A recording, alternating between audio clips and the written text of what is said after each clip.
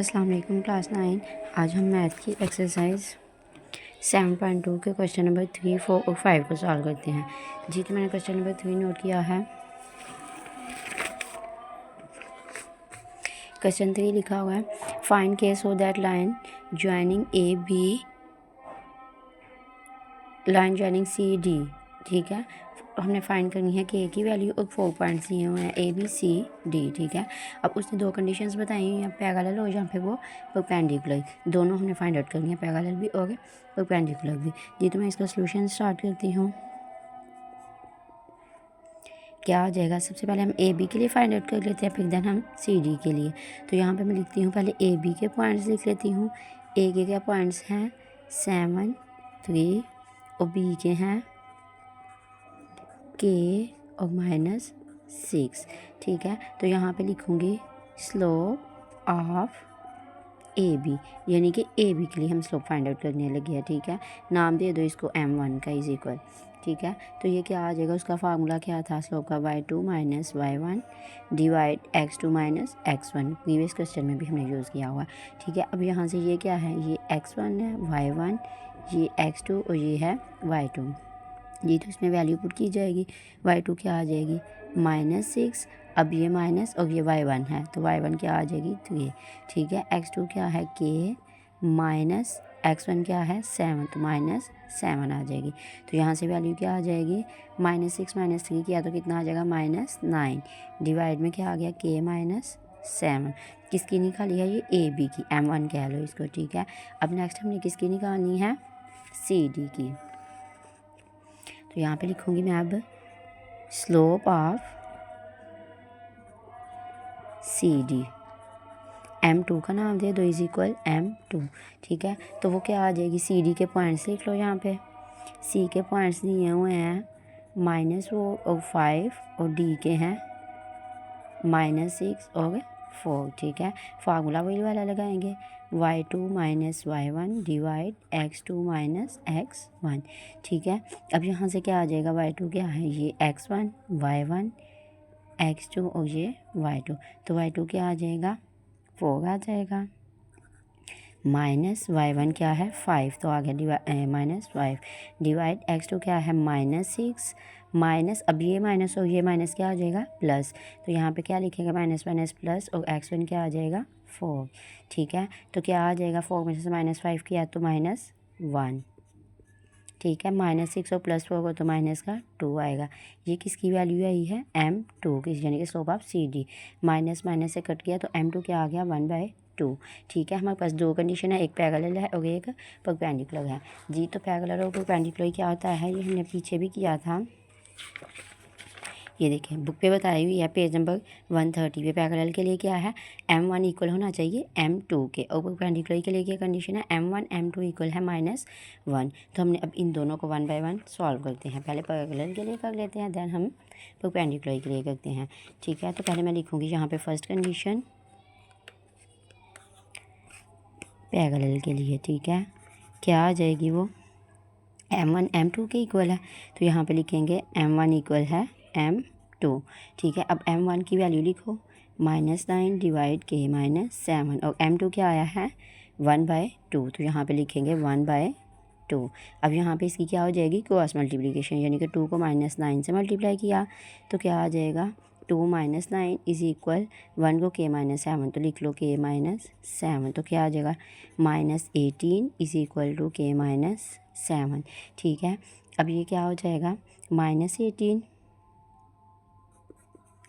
k की value find out करनी है। ठीक है, -7 ये इस साइड पे आएगी तो +7 इज इक्वल k, तो k की वैल्यू और लिख के लिख लो, k इज इक्वल -18 + 7 किया जाए तो कितना आएगा -11। देख लो यहाँ पे -18 + 7 तो आ गया -11। ठीक है, तो के का आंसर क्या आया है -11, किसके लिए, ये पैरेलल के लिए आया है। ठीक है, नेक्स्ट है अब परपेंडिकुलर के लिए, पार्ट 2 था।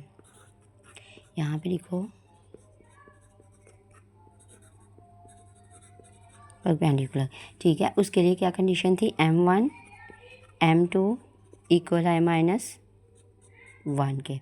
ठीक है, m1 का क्या आंसर आया हुआ था -1 9 डिवाइड के माइनस 7 और m2 क्या आई है 1/2, ठीक है। इक्वल क्या है -1। तो यहाँ पे अब फिर इसकी क्या कर लेंगे, मल्टीप्लाई कर लें पहले इसको। तो ये -9 को 1 से मल्टीप्लाई किया तो क्या आ जाएगा -9। 2 को k से मल्टीप्लाई किया तो क्या आ जाएगा 2k, माइनस का साइन है तो वो लगाया माइनस, 2 7 ज़ा 14, ठीक है। इक्वल राइट साइड पे क्या है -1। अगर मैं खुद से 1 लगाती हूँ तो कोई फ़र्क तो नहीं ना पड़ेगा, क्योंकि क्रॉस मल्टीप्लिकेशन के लिए मैंने इस पर खुद से 1 लगाया है, ठीक है। अब यहाँ पे इसकी फिर से क्या हो जाएगी, क्रॉस मल्टीप्लिकेशन। तो -9 को 1 से मल्टीप्लाई किया तो क्या आ जाएगा -9, ठीक है। -1 यहाँ पे लिख लो ऐसे, -1 इंटू 2k -14, इसलिए कि साइन की तुम लोगों को मिस्टेक ना हो, ठीक है। -9 तो ये क्या आ जाएगा, माइनस को 1 को इसके साथ मल्टीप्लाई किया तो कितना आ जाएगा -2k, और ये माइनस माइनस कितना आ जाएगा प्लस 14, ठीक है। 1 को 14 से मल्टीप्लाई किया तो 14 आ गया। अब यहाँ से फिर हमने के की वैल्यू फाइंड आउट करनी है, तो कांस्टेंट जो वैल्यू है उसको दूसरी साइड पे ले जाएंगे। ये +14 है, इस साइड पे आएगा तो -14 हो गया, इज इक्वल -2k, ये अपनी जगह पे ही, ठीक है। तो ये क्या आ जाएगा, -9 और -14 किया तो कितना आ जाएगा -23। माइनस माइनस प्लस होता है लेकिन साइन पर की वैल्यू का आएगा, तो यहाँ पे क्या आ जाएगा 23, इज इक्वल क्या आ जाएगा -2k, ठीक है। माइनस माइनस से कट गया, तो यहाँ से क्या आ जाएगा 23 मल्टीप्लाई इस साइड पे आएगा तो 2 डिवाइड हो जाएगा, डिवाइड 2 इज इक्वल टू के, यहाँ से भी के का आंसर क्या आ गया 23/2, ठीक है। ये पैरेलल, फर्स्ट कंडीशन पैरेलल वाली है और सेकंड क्या है परपेंडिकुलर। चलिए नेक्स्ट क्वेश्चन की तरफ मूव करते हैं। क्वेश्चन 4 दिया हुआ है, using slopes show triangle with its vertices A 6 1 है, B 2 7, C -6 7 is right triangle, ठीक है। 3 पॉइंट्स दिए हुए हैं और उसको उसने कहा है कि राइट ट्रायंगल में आपने शो करना है। तो इसके लिए हमने फिर से AB के लिए, फिर B से और फिर A से के लिए जो है ना वो स्लोप फाइंड आउट कर लेते हैं। तो यहाँ पे मैंने A के पॉइंट लिखे हैं और B के लिखे हैं। तो यहाँ पे मैं लिखती हूँ स्लोप हमने फाइंड आउट करनी है, स्लोप ऑफ AB, m1 का नाम दे दो, is equal to m1 slope find out करने लगे हैं। फार्मूला क्या है इसका, y2 - y1 x2 - x1, इसको कह लो x1 y1, ये है x2 और ये y2, ठीक है। अब क्या हो जाएगा, y2 क्या आ जाएगी 7 माइनस y1 क्या है 1, डिवाइड x2 क्या है 2 माइनस x1 क्या है 6। तो यहाँ से क्या आ जाएगी स्लोप m1 जो आ गई, 7 में से -1 किया तो कितना आ जाएगा 6, और ये प्लस माइनस यहाँ पे +2 है और -6 है, तो माइनस का कितना आ जाएगा, माइनस का 4 आ जाएगा। तो यहाँ से अगर कटिंग होती है तो वो कर लो, तो क्या आ जाएगी 2 3 ज़ा 6 और 2 2 ज़ा 4, माइनस क्योंकि साथ में माइनस का साइन है, तो m1 का आंसर क्या आ गया है -3/2। अब नेक्स्ट हमने स्लोप जो है ना वो फाइंड आउट करनी है BC के लिए, ठीक है। तो यहाँ पे हम लिख लेते हैं पॉइंट किस किस के, B और C के। मैं लिखूँगी B के पॉइंट वो है 2 7 और C के हैं -6 -7। यहाँ पे क्या लिखेंगे, slope of BC is equal m2, क्योंकि m2 वाली फाइंड आउट करने लगे, फार्मूला लगाएंगे y2 - y1 divide x2 - x1, ठीक है। तो वो क्या आ जाएगी, ये है x1 y1, ये x2 और ये है y2। तो y2 क्या आ गई है -7 माइनस x1 क्या है 7, ठीक है, डिवाइड x2 क्या है -6 माइनस x1 है 2। तो ये कितनी आ जाएगी, माइनस माइनस प्लस हो जाएगा, तो ये 7 में +7 किया तो कितना आ जाएगा -14, डिवाइड -6 - 2 किया तो कितना आ जाएगा -8, माइनस माइनस से कट गया, 2 7 ज़ा 14 और 2 4 ज़ा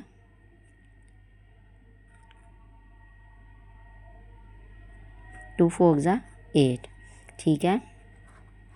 एक दफ़ा ये देख लो, तो BC के 2 7 पॉइंट है -6 और -7, y2 - y1 x2 - x1। y2 क्या है -7 वो लगाया माइनस फार्मूले का, और y1 क्या है 7, ठीक है। x2 क्या है -6 माइनस x1 क्या है 2, तो माइनस माइनस प्लस -7 किया तो -14, -6 और -2 किया तो कितना आ जाएगा -8। तो इसकी कटिंग की है, एक ही टेबल से करते हैं तो क्या आ जाएगी, 2 7 ज़ा 14 और 2 4 ज़ा 8। तो क्या क्या आ गया यहाँ से 7/4 किसकी आई है, ये BC की, यानी कि m2 के। नेक्स्ट हमने स्लोप फाइंड आउट करनी है, स्लोप ऑफ पहले यहाँ पे पॉइंट लिख लो ए सी के। ए के पॉइंट है 6 1 और सी के हैं 2 7। यहाँ पे लिखोगे आप slope of A C is equal, नाम दे दो इसको m3 का। Formula y2 minus y1 x2 minus x1, ठीक है। तो ये यहाँ से क्या आ जाएगी x1 y1 x2 y2 y2 क्या आ गई -7 है। सॉरी, ए के पॉइंट है 6 1 और सी के पॉइंट है -6 और -7, ठीक है। तो ये क्या आ जाएगी -7 माइनस y1 क्या है 1, तो यहाँ से आ गई 1 डिवाइड x2 क्या है -6 माइनस फार्मूले का हो गया, x1 क्या है 6, तो ये क्या आ जाएगी -8 माइनस माइनस प्लस साइन का की वैल्यू क्या गया, तो -6 क्या है तो -12, ये माइनस माइनस से कट गया। इसकी भी देख लो ऊपर नीचे एक ही टेबल से कटिंग, तो 2 4 ज़ा 8 और 2 6 ज़ा 12, ठीक है। फिर आगे कटिंग होती है 2 2 ज़ा 4 और 2 3 ज़ा 6, 2/3 आ गया। अब यहाँ से देखो ये m1 की स्लोप हमारे पास आई है -3/2 और ये हमारे पास आई है m3 की। m3 की आई है 2/3। यहाँ पे वो वाली कंडीशन फुलफिल होती है जो परपेंडिकुलर की थी। अगर मैं लिखती हूँ यहाँ पे m1 m3 is equal m3 देखो किसके इक्वल है, m1 की वैल्यू लिख लो यहाँ पे -3/2 और m3 क्या आया है 2/3, -1 की ही इक्वल था ना परपेंडिकुलर, तो यहाँ से ये इससे कट गया, ये इससे कट गया, तो 1 आ जाएगा। तो क्या आ जाएगा फिर यहाँ से m1 m3 इक्वल किसके आई है -1 के। तो हम कह सकते हैं यहाँ से A B and A C are perpendicular की कंडीशन फुलफिल हुई है ना। to each other, hence A, B